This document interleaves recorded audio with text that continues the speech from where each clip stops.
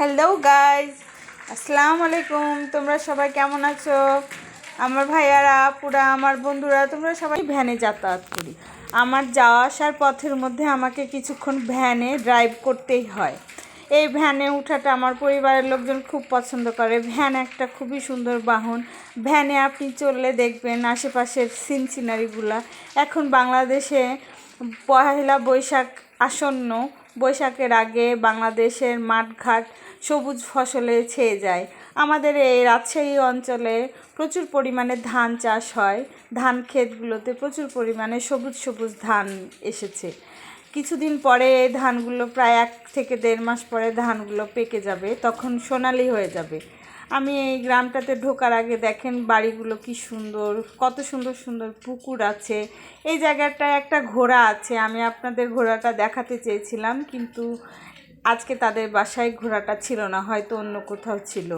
এই গ্রামটাতে আজকে একটা গ্রামীণ হাট আছে, হাটে ঢুকবো, কিন্তু গ্রামের হাটগুলোতে তো আর গ্রামের মেয়ে মানুষেরা যায় না, তাই আমি যেতে পারিনি। আপনাদেরকে না হলে দেখাতাম হাটটা ঘুরে ঘুরে। দেখেন এই গ্রামের মাইল ফলকটা পার করলাম। আসলে এই গ্রামটার নাম হচ্ছে বিল্লি গ্রাম। বিল্লি গ্রামের নাম বিল্লি। এটা রাজশাহী জেলার তানোর উপজেলায় একদম প্রান্তিক এলাকায় এই গ্রামটা অবস্থিত। গ্রামে ঢোকার পথে দেখা যাচ্ছে অনেক, এই তো লোকজন যাচ্ছে ফিরে হাট থেকে। বিল্লি হাট বসে 3 দিন সপ্তাহে। একদিন হচ্ছে বুধবারের দিন এটা মেন হাট, তারপরে শনিবারে হয়, তারপরে সোমবারে হয়। এই 3 দিন হচ্ছে বিল্লি হাট। এই যে দেখেন ভ্যানে করে অনেক কিছু আছে। এই হাটে লোকজন তাদের প্রয়োজনীয় জিনিসপত্র কিনে, যার যা লাগে সবাই কিনে নিয়ে বাসায় ফিরে। অনেকে আছে গ্রামের, প্রত্যন্ত গ্রামের লোকজন 1 সপ্তাহের বাজার করে নিয়ে যায়। এই তো দেখতে দেখতে রাস্তার ধারে দেখেন আমি কিছু আকুন্দর গাছ দেখলাম। আপনারা কে কে আকুন্দর গাছ চিনেন? আকুন্দর গাছটা হচ্ছে অনেক উপকারী। এই যে দেখেন এই চাচা হাট থেকে পাট শাক কিনে নিয়ে যাচ্ছে। পাশে আরেকজন চাচা, দেখেন কালো ব্যাগের থলিতে কী আছে সেটা দেখতে পাওয়া যাচ্ছে না। তবে এই যে দেখেন একটা মহিলাও মনে হয় হাটে যাচ্ছে কিনা বলতে পারবো না। এই যে আকুন্দর গাছগুলো পার হয়ে যাচ্ছে। আকুন্দর ফুল দিয়ে কিন্তু একটা সুন্দর গন্ধ বের হয়, সুগন্ধ আছে। আমার ভ্যান চালক ভ্যান চালাচ্ছে, কিন্তু আমি ভিডিও করছি দেখে তিনি একটা ভাব নিচ্ছেন, দেখেন। এবং আস্তে আস্তে আমার ভ্যান এগিয়ে যাচ্ছে হাটের কাছে। এই তো চলে আসলাম, গ্রামের ভিতরে ঢুকে গেছি। এটা হাটের ভিতরে ঢুকে গেছি। এটা মেন, এটাকে একটা চত্বর বলে, বিল্লি হাটে ঢোকার চত্বর। বিল্লি গ্রাম, বিল্লি বাজার বলে এটাকে। বিল্লি বাজারটা অনেক ভালো একটা বাজার। এখানে সব কিছুই অ্যাভেলেবল আছে। এখানে অনেক শোরুম আছে, আপনি এখানে চাইলে সব কিছুই কিনতে পারবেন। রাজশাহী শহরের প্রত্যন্ত গ্রাম হলেও এখানে সব কিছুই অ্যাভেলেবল। আপনি এখানে বিভিন্ন ধরনের ওষুধ পাইকারি দামে পাবেন, ফলমূল, ব্যাংক আছে এখানে। এখানে বিভিন্ন রকমের শোরুম আছে, যেমন ওয়ালটনের, হুন্ডার শোরুম আছে। আপনি সব কিছুই অ্যাভেলেবেল পাবেন। শুধু এখানে প্রত্যন্ত গ্রাম বললেন না। দেখেন সূর্য অস্ত যাচ্ছিলো, আমি এই সূর্যটাকে নিয়ে নিলাম, খুব ভালো লাগছিল। অফিস থেকে ফিরছিলাম আর হচ্ছে ভিডিওটা করছিলাম। দেখেন এই হাটে দেখেন টিনও কিনে নিয়ে যাচ্ছে। আপনারা অবশ্য দেখতে পাচ্ছেন টিনের চালা। এই অঞ্চলের লোকজন টিনের চালা দিয়ে অধিকাংশ বাড়ি করে রাখে।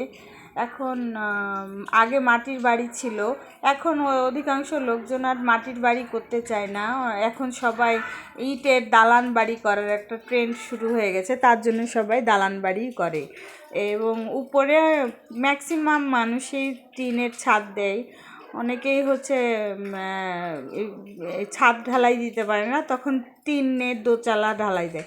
দেখেন লোকজন পাশে বসে, অনেক স্টল আছে, চায়ের স্টলে বসে থেকে গল্প করে, এই সময়ে চা খায় পড়ন্ত বিকেলে মাগরিবের আগে। এই যে দেখেন এখানে অনেক হুন্ডা আছে, মনে হয় এটা হুন্ডার শোরুম।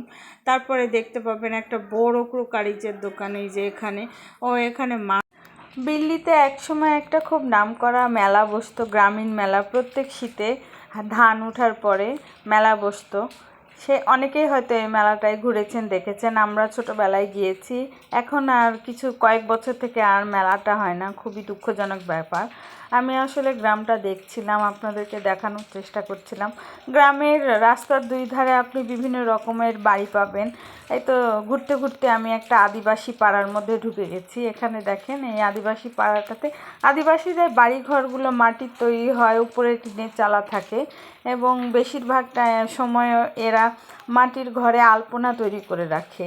এই পাড়াটাতে অবশ্য খুব একটা আলপনা নেয়, কয়েকটা বাড়িতে আলপনা আছে, তবে এরা মনে হয় ইট দিয়ে আবার বাড়িগুলো করার চেষ্টা করছে।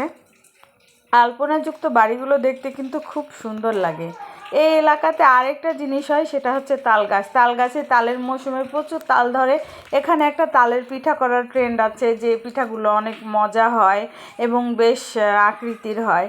এখানে মাটির বাড়িগুলোতে লোকজন দেখেন, আশেপাশের বাড়িগুলোর বৈচিত্র্য আছে। মাটির বাড়িগুলোতে লোকজন অনেকেই অনেক কিছু করে থাকে। এর মধ্যে উল্লেখযোগ্য হচ্ছে কবুতর পালা।